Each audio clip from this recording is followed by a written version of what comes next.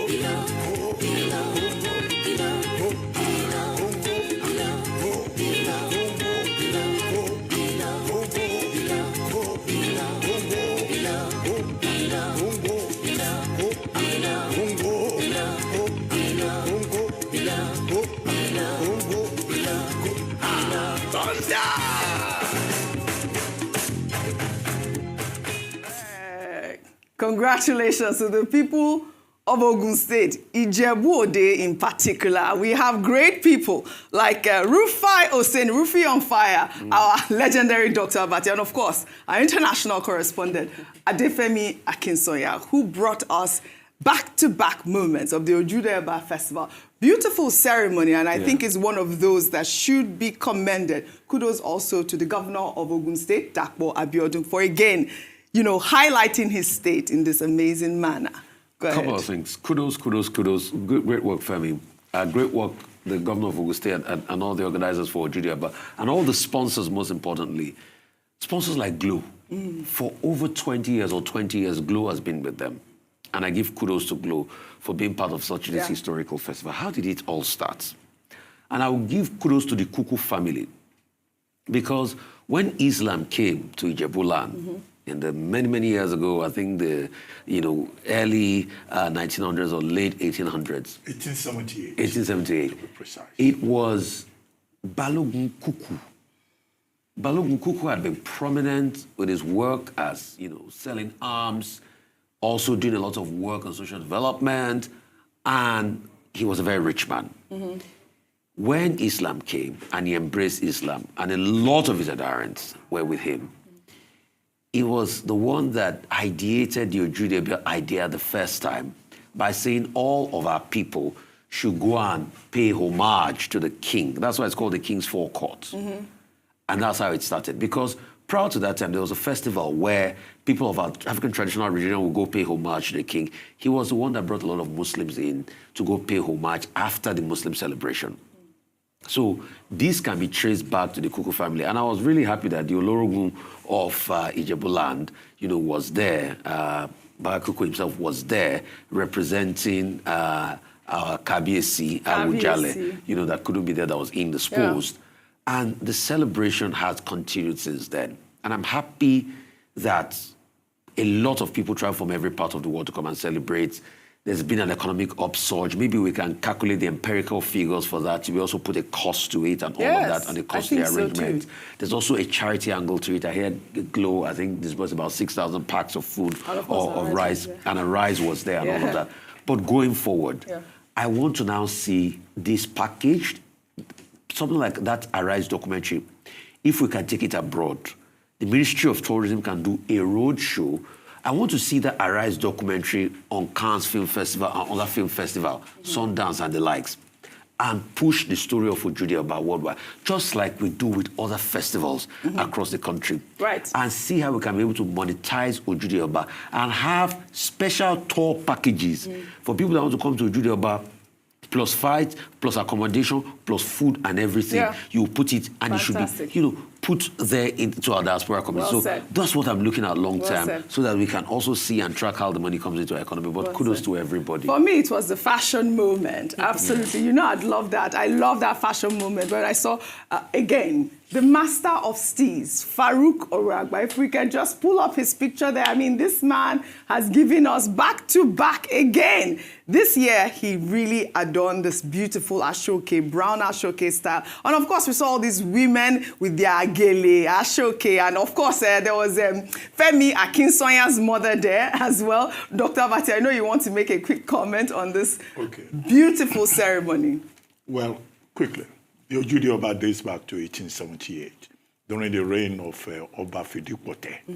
Fidipote Mole Nijebude, Omagagaluga. You know, then it was first originally known as Odeda. Then it became Itaoba.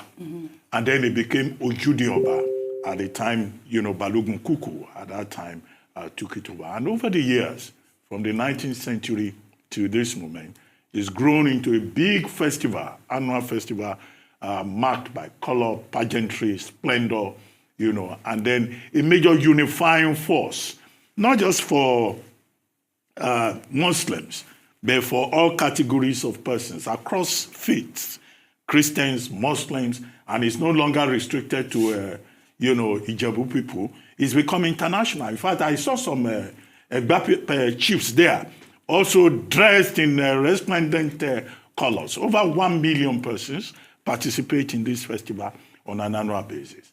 And credit must be given, especially to Kabiyesi Adetono, the Awujale, because it was under his reign that this Ojude Oba has grown in leaps and bounds due to his own commitment, as the king, the paramount ruler of Ijebu land. And what we see here is the power of culture and also of fashion, to piggyback on what you just said. Now, and we have many festivals like that. We have a Gungun Festival, we have the Calabar Carnival, we have the Doba in the northern part of the country, and each time we see these festivals, we see how culture can be used for purposes of diplomacy, for promoting unity, and it was just as well that the Minister of Culture and Tourism, Minister Musawa, Anatu Musawa, was also there, in the company of the governor of Ogun State. Yes. The second thing to note is to give credit also to the sponsors who have remained committed over the years.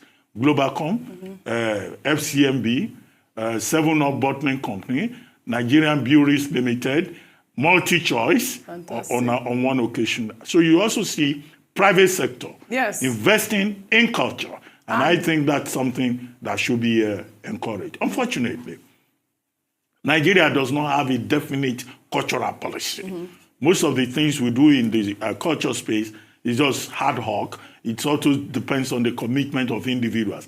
I think we have reached a point where Nigeria needs to take a second look at that cultural policy, which has been in the works since I was a graduate student studying comparative cultural policy. Look at this, is 2025. We still don't have a definite document that is workable. Yeah. I think that's the direction to go. Otherwise, congratulations to all the persons who were at the Ojude Oba Festival. Very colorful ceremony. And I salute, the enthusiasm of all the persons who participated. In fact, Ojude Oba is so successful that the Egbas I've learned from the Ojude Oba people, and there's big competition. Right. Ogun State turning into a major center Fantastic. for cultural display. I love that. I love that. And what do we say? Ogun State, not they carry last today. It's a gateway state. No, it will not carry last. Well, that is doing well in sports. Absolutely. In sports. Absolutely. You guys are the champions. Kudos to you guys. And of course, kudos to the governor of the state, Dapo Abiodun. Let's take another story now. Finally, the alleged rift between the governor of Lagos State, Babajide Sanwo-Olu, and President Bola Ahmed Tinubu has been put to rest. On Sunday, Sanwo-Olu dismissed the rumors of a rift, stating that his relationship with the president remains strong. Sanwo-Olu made the remarks after he and members of the Governor's Advisory Council visited President Tinubu at his Ikoyi residence in Lagos. Sanwo-Olu described the visit as a usual festive courtesy visit and emphasized that Tinubu is his father and leader. Let's take a look. I'm sure you know some sections of the media reported a case recently alleging a discord between you and the president. What about... Did you see any discord? That's what we need you to clarify. Did you see any? Can't you see when you are smiling, I'm smiling? There's none. There are people that believe that they are more Catholic than the Pope. There are things that you see people, they cry more than they bereave. Father and son, are things that will always ensure that, we're clear. There's nothing at all. My father is my leader, and we're grateful that he has given us the audience today to come in and say hello to him. Thank you. Thank you very much.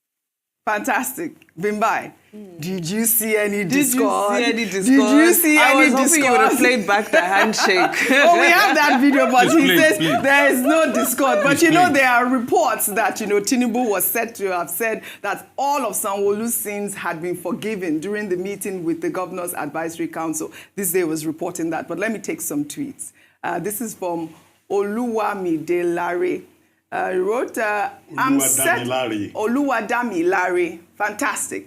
I'm certain President Tinubu wouldn't want to risk losing Sanwo-Olu the way he lost Aregbesola. Loyal allies are hard to find these days. Life continues after Aso Rock. How was Aregbesola? Did I do that well? That's a tweet. And then Henry wrote, Governor Babajide Sanwo-Olu is doing amazing work in Lagos and will complete his term in office and work in President Tinubu's next administration as one of the ministers. There's no issue between the governor and Mr. President. Lagos is not Rivers State or any other state. Of course, that is one of a good supporter of the Lagos State governor. Meanwhile, quite a number of persons had intervened in the alleged feud between President Bola Ahmed Tinubu and Governor Babajide Sanwo-Olu. But some very important personalities, about 8 of them, played very prominent roles and made the eventual truce feasible. They include Tinubu's long-time friend and business ally, Chief Dikpo Eludoyin, correct? Correct. The president's renowned billionaire business associate, Gilbert Shagori, Nobel laureate, Professor Wole Soyinka, and the Minister of Solid Minerals, Dele Alake. Also on the list is a former governor of Ogun State, Aremo Olusegun Oshoba, a former governor of Osun State, Chief Bisi Akonde, a former governor of Delta State, Chief James Ibori, and a former governor of Lagos State, Babatunde Raji Fashola. Over to you, our favorite Niger wife, especially we know this list that I just reeled out here. I mean, this day has reports that these are the people who brokered the truce between Sanwo-Olu and, of course, our president. I think this day referred to them as the wise men. The wise men that were able to intercede, who were able to broker this. And you know what? I think this is a fantastic example of how one deals with internal party disputes. As much as they are in government, ultimately, there are APC issues involved. I bring this point because if you look at the other parties that are currently in disarray, and we have a lot of issues being slung in the public space, I think that we have to give them their due credit for being able to resolve this. Although, yes, it did get public and it did get nasty at some point when we saw the very obvious snubbing of the governor over the past couple of weeks. I like that it was settled in somewhat of a clean manner, and that they report that even when the peace was reached yesterday on the visit to President Tinubu, that there was no real discussion or rehashing of issues of what really transpired between the two. They presented the document pertaining to the primaries. He accepted it. There was Dobale, and everybody moved on. So for me, I think that was an important takeaway in that while we see the opposition parties struggling to rein each other in and broker peace between various players, this was somewhat of a, yes, it got a bit bumpy, but I think it was somewhat of a smooth peace settlement. That's on one part. The other part is that there's a lot at stake. We're just over 1 month away from the primary elections for the Lagos, the local government, not the primaries, excuse me, the Lagos State local government elections, excuse me. They're on July 12th. Now, what I was saying earlier is that Lagos State is no longer a state that can just be taken for granted. There can no longer just be an assumption that APC will make a clean sweep. We saw what happened in 2023. As much as they were able to bounce back for the governorship election and the State House Assembly elections, the 10,000 vote difference that Peter Obi won Lagos State with in 2023, I think was a reality check and a wake-up call that all affairs need to be brought to order. If you see the division that happened with issues pertaining to Obasa and even the primaries themselves and all the issues that were raised, there's a lot of factionalism and division that had been brewing in the state over a long period of time. So I think this is people coming together to say we have an important election coming up, and all things need to be swept under the rug so that at least we can present a united front until the election. Well, if they continue fighting after the election, that's another issue. But for the purposes of going to an election, I think this is the only reasonable thing for especially a ruling party to do, to get the house in order. Let all sins be forgiven. But remember, this is politics. There are no permanent friends, only permanent interests. Absolutely. Dr. Abati, did you want to chime in or Rufai? Just to say a word. If we turn to the book of Matthew, the Holy Book, chapter 5, verse 9, it says, "Blessed are the peacemakers, for they shall be called the children of God." Absolutely. So in that regard, I think we should, give due credit to, the peacemakers. Yes. This day newspaper refers to as the wise men, absolutely. For their efforts to make sure that, there's no rift in Lagos politics. Well said, well said. All right, now we'll take another story. The senior pastor of House on the Rock Church, Pastor Paul Adefarasin, has addressed a viral video that showed him holding an object that many viewers described as a firearm. The video began circulating on social media over the weekend after it was posted by an ex-user, Chooks, who alleged that the pastor flashed a gun at a content creator known for filming exotic cars. The video quickly garnered several reactions, with many criticizing the pastor for possessing a firearm. Well, on Sunday, the pastor strongly denied wielding a gun or pointing it at anyone. He described the incident as a misunderstanding and an organized strategy to make money through clickbait. Let's take a look. Accused. What we have had to witness was clickbaiters, just looking for more money. I probably wasn't even their target. Their target was to make more money. And I was falsely accused of bearing a firearm, pointing a firearm at an aggressive content creator who came within personal distance. The only thing separating me and him was about maybe 3/4 of a meter and glass. I do not have a pistol license for a firearm. I do not carry a firearm, and I pointed no firearm at anybody. Amen. All right, there are many arguments. Rufai, before I come to you, let me take this tweet from Dr. Penking, who wrote, Pastor Paul Adefarasin intelligently avoided talking about what we saw in that video. He didn't say it was a taser. He didn't say it was a stun gun. He didn't say it was a pepper spray. Why? Because he knows experts will analyze and see that it wasn't any of those things. So he just hid under the umbrella of it wasn't a pistol. Then he immediately fell back to the common defense of all so-called men of God. They are persecuting him. We saw something, sir, and all we are asking is, what did we see? Was there clapping? For what? Even when he didn't say anything, medical doctors were at the congregation, professors were there, lawyers were there, top security experts like DSS members were even there. But religion erases their brain. No matter how educated you are, there's something religion does to your brain. Nothing is as powerful as religion. There's been that conversation out there, Rufai, as to why the pastor did not say what it is that he was wielding. He has said that he wasn't wielding a pistol, but, many users were able to zoom in to see that, it did appear like a firearm. Your thoughts on it? With due respect, I support Pastor Paul Adefarasin 100%. And I am not one that gets swayed by social media, clickbait, and the noise on social media. When he's wrong, I criticize him. But on this, I support him. The question I'm just going to ask is, you should be able to state what he was holding. Was it a stun gun or something? Oji, I'm somebody that has been robbed in traffic many times. And somebody moves up close and personal with you and puts the camera out, and you will not get defensive. Mm-hmm. I get scared standing at just alighting before a traffic light. If you have been robbed in Lagos and you know the MO, I was robbed in Ketu. The guy just came. And when he came at me and bellowed me, thank God I had money on me that day. I had to give him everything. And that's why since then I learned sometimes always have cash with you. We all know the way Lagos is. You can't say because you're admiring somebody's car, you just came in there and with a picture. People get security conscious.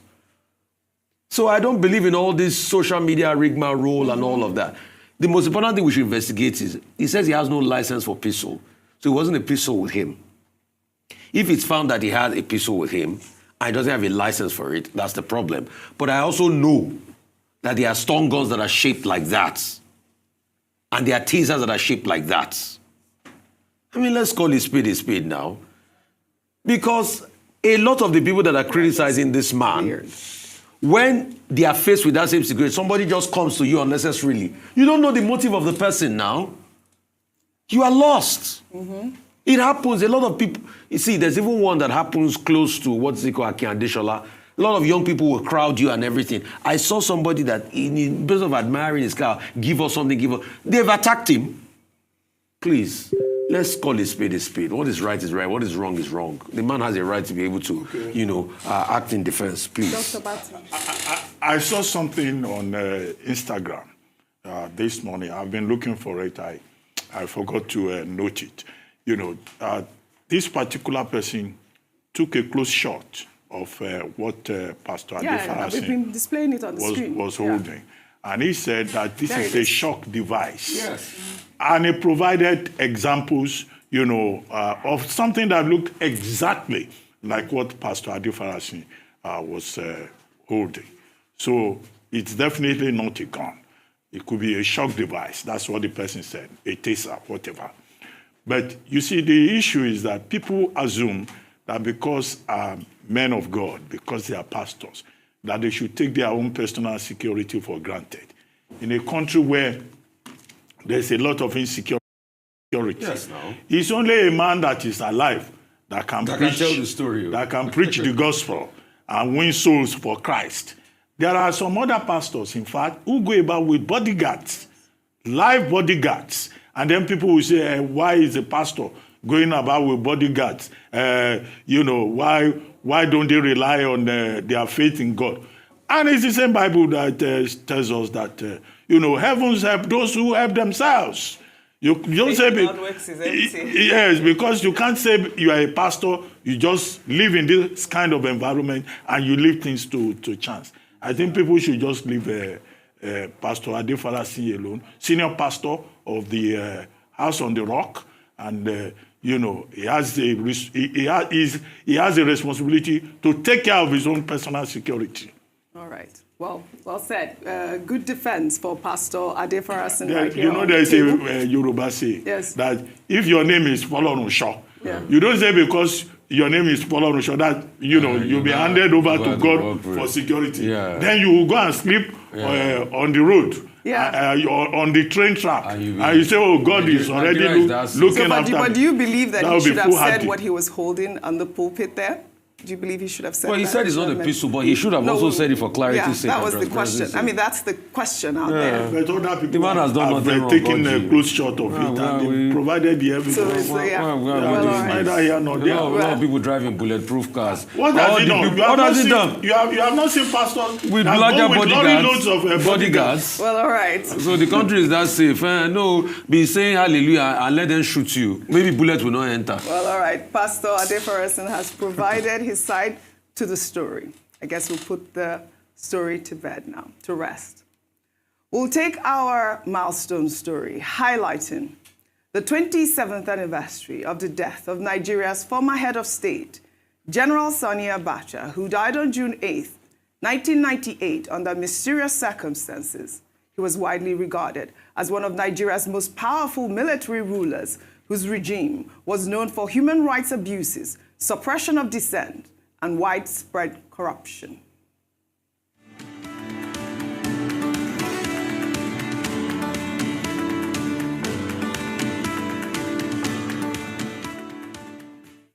June 8 marks 27 years since the death of General Sani Abacha, a career soldier who seized power in 1993 and ruled with an iron fist until his sudden death in 1998. Abacha died at the Aso Rock Villa in Abuja at the age of 54. His death was officially reported as a heart attack. However, rumors circulated that he died from eating a poisoned apple given by concubines. Major Al-Mustafa, Abacha's former chief security officer, debunked the rumors, claiming that Abacha's health began to decline on June 7, 1998, after shaking hands with the security personnel from the late Palestinian leader, Yasser Arafat's entourage at the Abuja International Airport.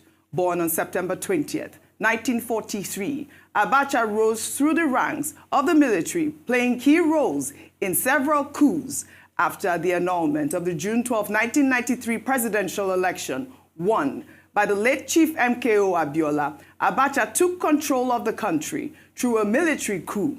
Abacha's rule was marked by tight press censorship and the controversial execution of activist Ken Saro-Wiwa in 1995, which drew international condemnation. He was also responsible for other political assassination, including the execution of Kudirat Abiola, wife of the late MKO Abiola, and businessman Alfred Rowane, among others.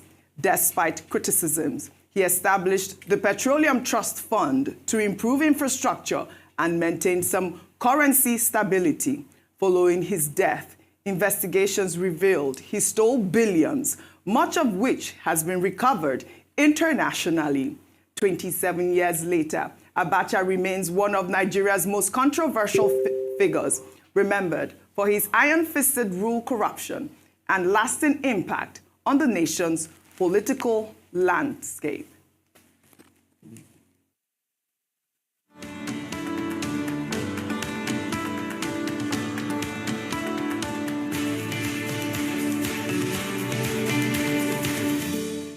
All right, we know Abacha's name recently resurfaced during the book launch of former military President General Ibrahim Badamasi Babangida, A Journey in Service, where Babangida admitted that MKO Abiola won the June 12th election, Nigeria's freest election. Babangida claimed that Abacha-led forces cancelled the election without his approval, although he accepted full responsibility and expressed deep regret for the annulment of the election. 32 years later. Vimbai.